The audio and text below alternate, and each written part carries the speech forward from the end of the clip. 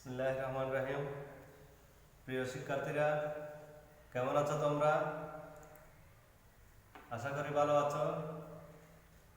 আমি মোহাম্মদ হাবিবুল্লাহ মিসবাহ, সহকারী শিক্ষক গণিত, কুইসুর ইসলামিয়া কামিল মাদ্রাসা। শিক্ষা মন্ত্রণালয় কর্তৃক পুনর্বিন্যাসকৃত পাঠ্যসূচির আলোকে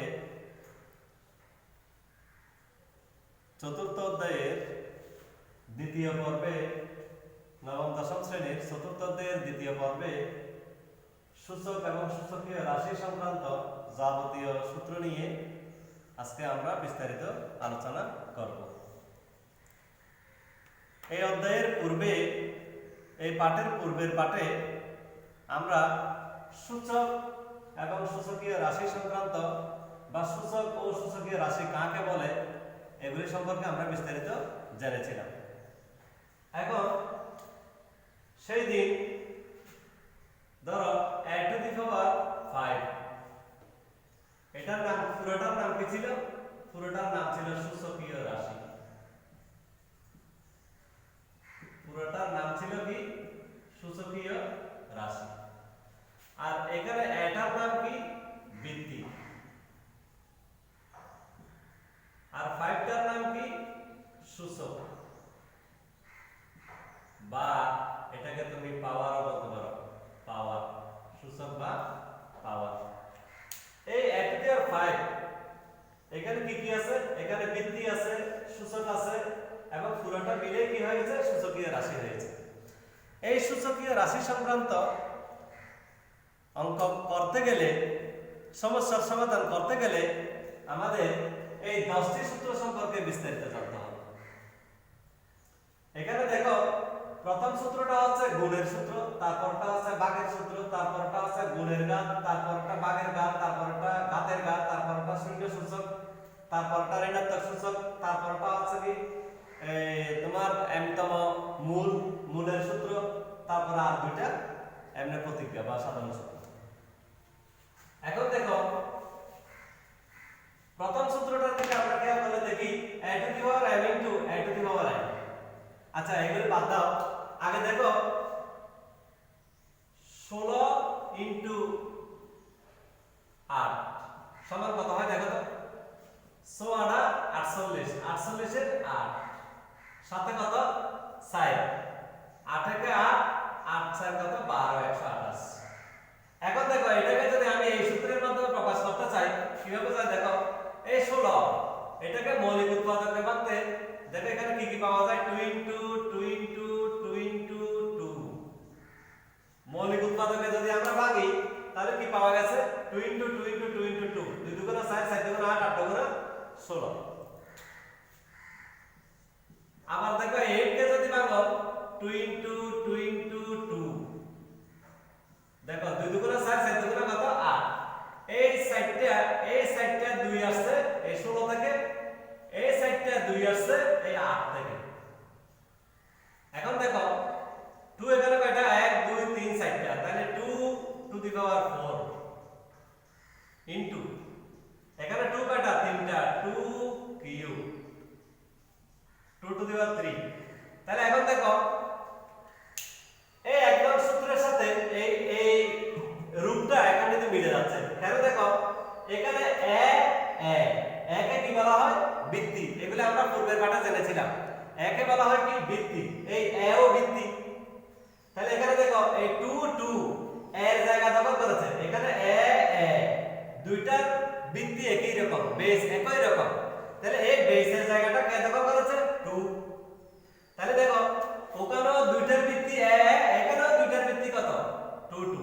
তাহলে এই 2 2 যদি বৃত্তি একই রকম হয়, আমরা কি লিখতে পারি দেখো তো? এই বৃত্তি দুইটা হলেও একটা লিখতে পারি, এরকম দুইটা না।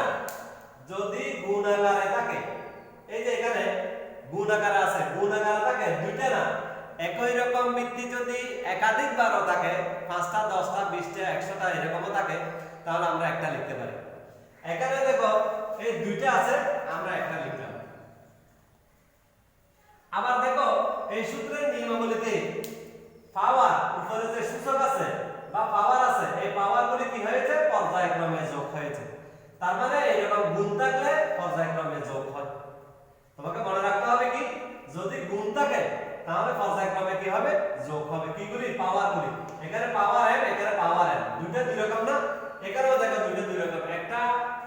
এটা কি 3, এই 4 কে তুমি m ধরো আর 3 কে তুমি কি ধরো n ধরো, ওই সূত্রের নিয়মে। তাহলে কি হয় দেখো তো, যদি ওখানে m প্লাস n হয়, আমার এখানে কি হবে, আমার এখানে হবে 4 * 3, 4 + 3, আমার এখানে কি হবে 4 + 3 সমান কত হয় দেখো তো, 2 টু দি পাওয়ার 4 × 3 কত 7। তুমি এবার 7টা 2 গুণ করো তো, 1 2 না 7টা 2, 2 গুণ 2 গুণ 2 গুণ 2 গুণ 2 গুণ 2, 1 2 3 4 5 6, এই 7টা 2 গুণ করো দেখো তো, 2 দুগুণে 4, 4 দুগুণে 8, 8 দুগুণে 16, 16 দুগুণে 32, 32 দুগুণে 64, 64 দুগুণে 128, এই আগেরটা চলে আসছে দেখো। তার মানে তুমি ইচ্ছে করলে 16 এবং 8 কে গুণ করলে 128 পাওয়া যায়, আবার এটাকে সূচকীয় সূত্রের সাহায্যে, সূচকের এক নম্বর সূত্রের সাহায্যেও 128 কে আনা যায়। তাহলে আমরা কিভাবে এনেছি, এখানে বৃত্তি যদি একই রকম হয়, তোমাকে মনে রাখতে হবে বৃত্তি যদি একই রকম হয় এবং তারা যদি গুণ আকারে থাকে, তাহলে তাদেরকে কি আকারে লেখা যায়, যোগ আকারে লেখা যায়। তাহলে তাদেরকে কি আকারে লেখা যায়, যোগ আকারে। এখানে দেখো সূত্রের সমানের আগের অংশের মতো থাকলে পরের অংশের মতো হবে, আর যদি পরের অংশের মতো থাকে আগের অংশের মতো হবে। সূত্রের আগের অংশের মতো হলে পরের অংশ হবে, আর যদি পরের অংশের মতো থাকে আগের অংশটা হবে। এখন আমরা এটা এই প্রমাণটা করেছি কিভাবে, সূত্রের আগের অংশের সাথে। সূত্রের আগের অংশে কি আকারে আছে, গুণ আকারে। গুণ আকারে থাকলে তোমাকে মনে রাখতে হবে, যদি গুণ আকারে থাকে এবং বৃত্তি যদি একই রকম হয়, তাহলে একাধিকবার থাকলেও বৃত্তি একটা লিখে পাওয়ারগুলি পর্যায়ক্রমে কি করা যাবে, যোগ করা যাবে। এই যোগ করলে আমরা এটা প্রমাণ করতে পারি। এটা এক নম্বর সূত্র। এখন দেখো 2 নম্বর সূত্রটা দেখো। এখন 2 নম্বরে দেখো তো, এটা ভাগের সূত্র। 2 নম্বরটা কিসের সূত্র, ভাগের সূত্র। 2 টু দি পাওয়ার কত আছে m, a to the power m, a to the power m কি আকারে আছে, ভাগ আকারে আছে। এখন দেখো তুমি এটাকে একই রূপ দিতে পারো, 2 to the power 4 by 2 to the power 3, তুমি আবার ভাগ করো। দেখো এই সূত্রটাকে এবার আমি এটা দিয়ে প্রমাণ করব। দেখো এখানেও বৃত্তি a, বৃত্তি a, বৃত্তি একই রকম। বৃত্তি যদি একই রকম থাকে, এই দেখো বৃত্তি একই রকম। একই রকম থাকলে আমরা কি লিখতে পারি, বৃত্তি একটা লিখতে পারি। ভাগের বেলায়ও গুণের বেলায় কিন্তু বৃত্তি একাধিকবার থাকতে পারবে, কিন্তু ভাগের বেলায় বৃত্তি হবে দুইবার, লবে একবার হরে একবার, লবে একবার হরে একবার। দেখো লবেও বৃত্তি है, হরেও বৃত্তি है। এখানে দেখো লবেও বৃত্তি 2, হরেও বৃত্তি 2। তাহলে বৃত্তি যদি একই রকম হয়, তাহলে একটা লিখে এখানে কি লিখেছে দেখো, পাওয়ারগুলো বিয়োগ হয়েছে, পাওয়ারগুলো বিয়োগ হয়েছে m - n, পাওয়ারগুলো বিয়োগ হয়েছে m - n। আরেকটু খেয়াল করে দেখো, এখানে m লবের পাওয়ার থেকে হরের পাওয়ার বিয়োগ, লবের পাওয়ার থেকে হরের পাওয়ার বিয়োগ m - n। আর আমার এখানে লবের পাওয়ার কত 4, আমার এখানে লবের পাওয়ার কত 4, 4 মাইনাস হরের পাওয়ার কত 3 সমান 2, 4 থেকে 1 3 চলে গেলে কত 1, 1টা দিলেও যে কত, না দিলেও একই কথা, এই 2। এখন এটাকে আমরা আরেকভাবে প্রমাণ করে দেখি। এখানে 2 কয়টা, 4টা, 2 * 2 * 2 * 2। এখানে 2 কয়টা, 3টা, 2 * 2 * 2। তুমি দেখো এই 2 2 2 2 2 2 চলে গেছে, এই 2 রয়ে গেছে, এই 2। দেখো গুণফল একই রকম আসছে, ভাগফল একই রকম আসছে, ভাগফল একই রকম আসছে। দেখো এইভাবে এটাকেও এই 2 নম্বর সূত্রের মাধ্যমে প্রকাশ করা যায়। দেখো 2 নম্বর সূত্রের মধ্যে এখানে আরেকটা জিনিস আছে। প্রথম এটা আছে কি, m belongs to m greater equal n, m greater equal n, m greater equal মানে m এর মান n এর চেয়ে বড় হতে হবে অথবা সমান হতে হবে। ধরো বড় হলে এটা হবে, যদি ছোট হয় তাহলে এটা হবে। যদি n বড় হয়, ধরো এখানে m বড় হলে এরকম হবে, আর n বড় হলে এরকম হবে। এরকম মানে তুমি একটু খেয়াল করে দেখো, এখানে আমি সূত্রটা আবার এখানে লিখে দেখাই। কত আছে তোমার, a to the power m by a to the power n সমান a to the power m minus n। কখন হবে এটা, যখন m greater than n। এই যখন n গ্রেটার দেন n। এখন আমি এখানে এক কাজ করব, সেটা কি? সেটা করব n গ্রেটার দেন m করব। এখন যদি n বড় হয়, তুমি একটু খেয়াল করো, দেখো এই m আর n এর নাম কি? শক্তি বা পাওয়ার। আচ্ছা, একটা স্বাভাবিক দৃষ্টিতে চিন্তা করলে কি হয় দেখো তো, যদি তুমি শক্তিটা যেদিকে বেশি, যদি একটা রশি নিয়ে দুই পক্ষ টানাটানি করে, তার মধ্যে শক্তিটা যেদিকে বেশি সেদিকে চলে যাবে না? হ্যাঁ, সেদিকেই যাবে।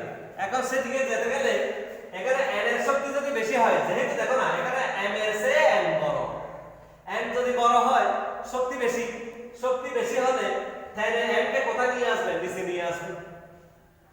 তুমি আবার দেখো, একটা রশি নিয়ে যদি দুই পক্ষ টানাটানি করে, টানাটানির মধ্যে যে পক্ষে শক্তিটা বেশি ওই পক্ষে রশিটা চলে যাবে। তো তুমি এখানে দেখো m এর চেয়ে যদি n এর শক্তি বেশি হয়, তাহলে m কে টেনে কোথায় নিয়ে আসবে? নিচে নিয়ে আসবে। তাহলে নিচে নিয়ে আসলে কি হয় দেখো, উপরে কিছুই থাকবে না, তাহলে 1 by a to the power এই n কাকে নিয়ে আসবে? m কে নিয়ে আসবে minus n। 1 by a to the power এত। আর এটা ছাড়াও আবার আরেকভাবে প্রকাশ করা যায়, দেখো এই একটা গেল। তুমি যদি এইভাবে প্রকাশ করতে চাও, দেখো ধরো এখানে এই দুইটার মধ্যে কিভাবে লিখবে? a to the power m by a to the power n সমান, এর মধ্যে পাওয়ার কার বেশি? n এর বেশি। এর মধ্যে পাওয়ার কার বেশি? n এর বেশি। যদি n এর বেশি হয় তাহলে তুমি এভাবে লিখতে পারো a টু দি পাওয়ার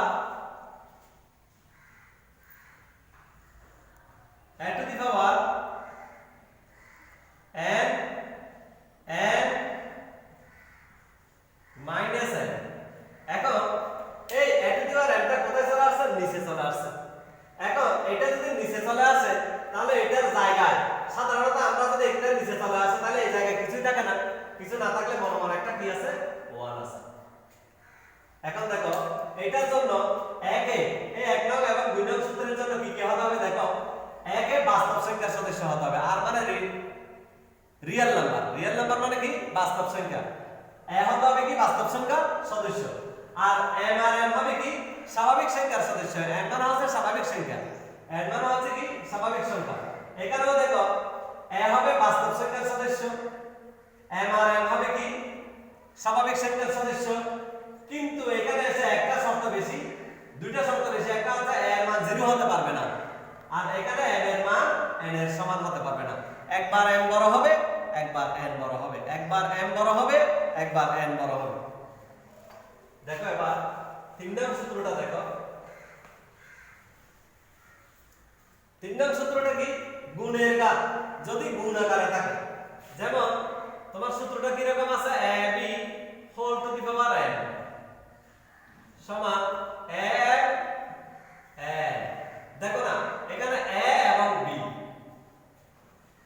দুইটা ভিন্ন জাতীয় রাশি, তাহলে এখানে আমি যদি a এর জায়গায় 2 কে নিই গুণ b এর জায়গায় যদি 3 নিই, তাহলে উপরে যদি কি দিই? m। m এর পরিবর্তে যদি আমি 4 দিই, তাহলে কি হয় দেখো তো। এখন কি হয়েছে? এই m টা পাওয়ারটা, এই পাওয়ারটা a এর জন্য, পাওয়ারটা b এর জন্য। আমার এখানে পাওয়ারটা 2 এর জন্য হবে, পাওয়ারটা 3 এর জন্য হবে। তাহলে 2 to the power 4 into 3 to the power 4। এইভাবে যদি এই আকৃতির, এইভাবে যদি এই আকৃতির যদি কোনো গাণিতিক সমস্যা থাকে সূচকীয় রাশির মধ্যে বা সূচকের মধ্যে, যদি এরকম কোনো গাণিতিক সমস্যা থাকে, তাহলে এই সূত্র দিয়ে, এইরকম থাকলে এই সূত্র দিয়ে কি করা যায়? প্রমাণ করা যায়। এখন এই সূত্রের মধ্যে একটা জিনিস তোমার মেনে চলতে হবে, সেটা হচ্ছে কি? a আর b এর মান হবে বাস্তব সংখ্যার সদস্য। a ও b হবে কি? বাস্তব সংখ্যার সদস্য, আর m হবে স্বাভাবিক সংখ্যার সদস্য। এবার ভাগের কাজ ঠিক একই রকম, ভাগও একই রকম। ভাগের বেলা হয় কি রকম? দেখো a by b to the power m সমান m বাই bm। এখন দেখো এই পাওয়ারটা এর জন্য, পাওয়ারটা b এর জন্য। এখানেও পাওয়ারটা m এর জন্য, a এর জন্য আছে, পাওয়ারটা আবার b এর জন্য আছে। দেখো গতবার a এর বেলায় কি ধরেছিলাম আমরা? এর পরিবর্তে 2, এর পরিবর্তে কত 3, ওই m এর পরিবর্তে কত 4, তাহলে কি হয় দেখো তো 4টা 2 এর জন্যও হবে, 4টা 3 এর জন্যও হবে। এইভাবে এটার বেলায় তোমার ওই 3 নং সমীকরণের যে শর্ত 4 নং সমীকরণের একই শর্ত, এখানে একই হবে বাস্তব সংখ্যার সদস্য, আর মানে রিয়েল নাম্বার বাস্তব সংখ্যা, আর m হবে ন্যাচারাল নাম্বার স্বাভাবিক সংখ্যার সদস্য। এখন এটা আছে ঘাতের ঘাত। ঘাতের ঘাত মানে কি? পাওয়ারের উপর পাওয়ার যদি থাকে, পাওয়ারের উপর পাওয়ার থাকলে সেটা কি রকম হবে দেখো, এখানে a to the power m two the power n সমান কি হয়েছে a to the power m n বা a to the power n n। এখন তুমি যদি এটাকে গুণ করে লিখো m আর n এ পাওয়ারের উপর পাওয়ার থাকলে, যদি পাওয়ারের উপর পাওয়ার থাকে, তোমার এটা মনে রাখতে হবে পাওয়ারের উপর পাওয়ার থাকলে পাওয়ার পাওয়ার গুণ হবে, যদি পাওয়ারের উপর পাওয়ার থাকে পাওয়ার পাওয়ার কি হবে গুণ হবে। এই এর উপরে একটা পাওয়ার, পাওয়ার মানে সূচক বা ঘাত, আবার m এর উপরে হোল দিয়ে আরেকটা পাওয়ার আছে, তাহলে এখন কি হলো আরেকটা সূচক আছে, তাহলে সূচকের উপর সূচক মানে পাওয়ারের উপর পাওয়ার, পাওয়ারের উপর পাওয়ার হলে পাওয়ার পাওয়ার কি হয় গুণ হয়। দেখো m আর n গুণ, আর m আর n এ গুণ করলে m n, তুমি এখানে m কে আগে একবার n কে আগে লিখতে পারো, এটা তোমার ব্যাপার, যেভাবে ইচ্ছে সেভাবে লিখতে পারো। যেমন মনে করো তুমি 1 এর পরিবর্তে 2 ধরেছো, ভিত্তির পরিবর্তে 2 ধরেছো, তাহলে এটা কি আছে m, m এর পরে m যদি সূচক হয় তাহলে সূচকের পরিবর্তে মনে করো তুমি 3 দিয়েছো, তারপর হোল দিয়ে তার উপরে সূচক আরেকটা আছে, যদি তুমি ওখানে আরেকটা 2 দাও তাহলে কত হবে দেখো তো 2, পাওয়ার পাওয়ার গুণ করো, গুণ করলে 3 ইনটু 2 বা 2 ইনটু 3, 3 ইনটু 2 এই 3 ইনটু 2 বা 2 ইনটু 3 গুণ করলে কত হয় 2 টু দি পাওয়ার 3 দুগুণে কত 6। এইভাবে যে এরকম যে কোনো সূচকের মধ্যে এরকম যে কোনো সমস্যা থাকলে এই সূত্র দিয়ে কি করা যাবে সমাধান করা যাবে। তারপরে দেখো শূন্য সূচকে আছে, এটা একটা একদম সহজ একটা জিনিস, a টু দি পাওয়ার 0 সমান 1। দেখো এটার নাম কি ছিল ভিত্তি, এর নাম কি বেস বা ভিত্তি, এটাকে বেস বা কি বলা হয় ভিত্তি, আর এই শূন্যটা হচ্ছে কি সূচক, সূচক বা পাওয়ার, বা এটাকে কি বলা হয় ঘাত, তুমি যে কোনো একটা বলতে পারো। শুধু সংক্ষেপে এই কথাটা মনে রাখবে, যে কোনো ভিত্তির উপর, যে কোনো ভিত্তির উপর পাওয়ার হিসেবে শূন্য থাকলে 1 হবে, যে কোনো ভিত্তির উপর। এটা এর উপর 0 সমান 0 তা নয়, এটা তোমার এর উপর 0 দিলেও 0 হবে, বি এর উপর 0 দিলেও কত হবে 0 হবে 1 হবে, সি এর উপর 0 দিলেও 1 হবে, তোমার 5 এর উপর 0 দিলেও কত হবে 1 হবে, তোমার ডি এর উপর 0 দাও তখনও কত হবে 1 হবে। তার মানে আমরা বুঝতে পেরেছি যে কোনো ভিত্তির উপর, যে কোনো ভিত্তির উপর তুমি যদি 0 দাও 0 দাও, যে কোনো ভিত্তির উপর তুমি যদি 0 দাও তাহলে কত হবে মানটা 1 আসবে। এটা এর উপরে বি এর উপরে সি এর উপরে 5 এর উপরে ডি এর উপরে তুমি যে কোনো একটা কিছুর উপর দিতে পারো, দিলেই তোমার কি হবে মানটা 0 আসবে, 1 আসবে। এখন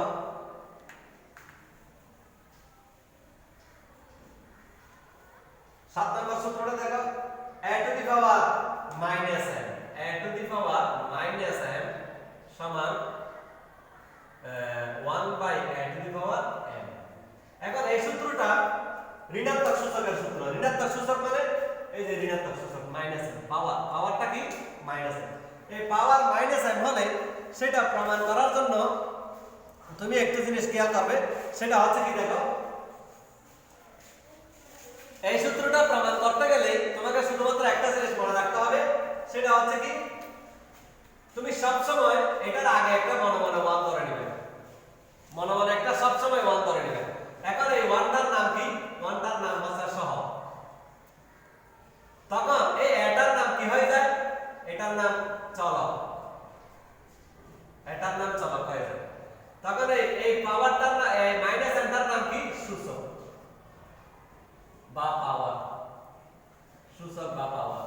ধরো এখন তুমি এটা কিভাবে করবে, প্রথমে এই জিনিসটা মনে রাখবে সহগ হিসেবে যে আছে সে উপরে যাবে, সহগ হিসেবে যে আছে এই 1 আছে 1 উপরে যাবে।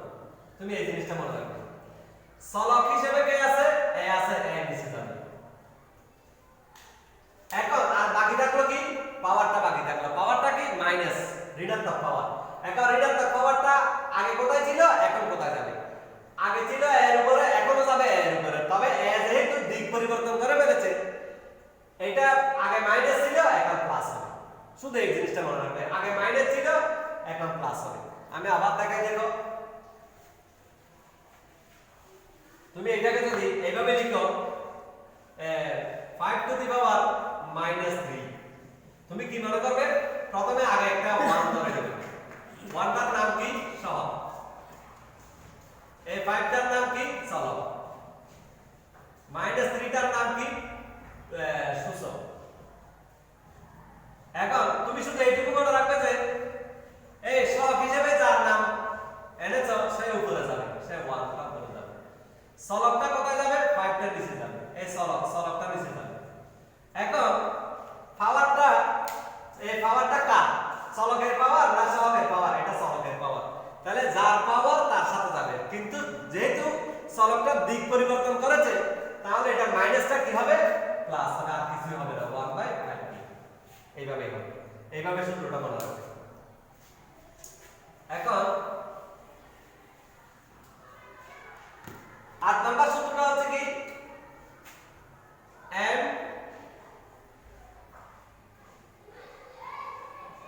m তম মূল সমান 1/, না 1/, না a to the power 1/m। এখন দেখো, সাধারণত এগুলো আমরা ক্লাস 6 7 এও শিখেছি। শুধু রুট থাকলে আমরা রুটের পরিবর্তে কি লিখতে পারি? হাফ। যদি রুটের ভেতরে এরকম কোন 3 থাকে তাহলে আমরা লিখতে পারি 1/3। যদি রুটের ভিতরে 4 থাকে আমরা লিখতে পারি 1/4। যদি রুটের ভিতরে 5 থাকে আমরা লিখতে পারি 1/5। এই হিসাবে চিন্তা করলে রুটের ভিতরে যদি m থাকে আমরা 1/m লিখতে পারি না? হ্যাঁ, অবশ্যই পারি। এই যেহেতু এই রুটটা কার উপরে? এর উপরে। m তম মূল, যদি এখানে তুমি m না দিয়ে m দাও তাহলে m তম মূল হবে। যদি তুমি এখানে 5 দাও 5 তম মূল হবে। যদি এখানে 6 দাও তাহলে 6 তম মূল হবে। যততম মূল হবে তততম মূলটা কোথায় যাবে? ভগ্নাংশ হয়ে পড়ে যাবে। এই এখন 9 নং সূত্রটা দেখো। 9 নং সূত্রের মধ্যে বৃত্তি দুইটা দুই রকম, পাওয়ার কিন্তু একই রকম। পাওয়ার যদি একই রকম হয় তাহলে পাওয়ার বাদ যাবে, বাদ দিয়ে কি হবে? বৃত্তিগুলি বাঁচবে। আর 10 নং সূত্রের মধ্যে দেখো, বৃত্তি একই রকম, পাওয়ার ভিন্ন রকম। যদি বৃত্তি একই রকম হয় তাহলে বৃত্তি বাদ যাবে, পাওয়ার গুলি বাঁচা যাবে। তবে এই পাশের শর্তগুলি মেনে চলবে। এখন এই 10টা সূত্র যারা মনে রাখতে পারবে তারা এখানে যাবতীয় যত সমস্যা, সূচক এবং সূচকীয় সংক্রান্ত যত সমস্যা আছে সব সমস্যা সহজে কি করা যাবে? সমাধান করা যাবে। এবং আরেকটা কথা, সেটা হচ্ছে এই সূচকীয় সূত্রের পাশে যে নিয়মগুলি লেখা আছে, এই শর্তগুলি লেখা আছে, এই শর্তগুলি কিন্তু এমসিকিউর মধ্যে অনেক আছে। সুতরাং অনেক এই এমসিকিউর মধ্যে যেহেতু এই প্রশ্নগুলি আছে, ধরো এখানে আসবে যে এ যদি বাস্তব সংখ্যার সদস্য হয়, m আর n যদি n সেটের সদস্য হয়, তাহলে কোন সূত্রটি হবে? তখন মনে করো তোমার এই সূত্রটা বলতে হবে। এইভাবে এই শর্তগুলি দেওয়া থাকলে এই শর্তের জন্য কোন শর্তটি প্রযোজ্য, এই শর্তের জন্য কোন সূত্রটি হবে, তখন এইখানে শর্ত দেওয়া থাকলে এই সূত্রটা আসবে। এই সূত্রটার জন্য এই শর্ত, এই শর্তগুলির জন্য এই সূত্রগুলি। এইভাবে ধারাবাহিকভাবে তুমি যদি সূত্রগুলি মনে রাখতে পারো তাহলে সূচক এবং সূচক সংক্রান্ত যাবতীয় সমস্যা তোমরা সমাধান করতে পারবে। আজকের পাঠ এই পর্যন্ত।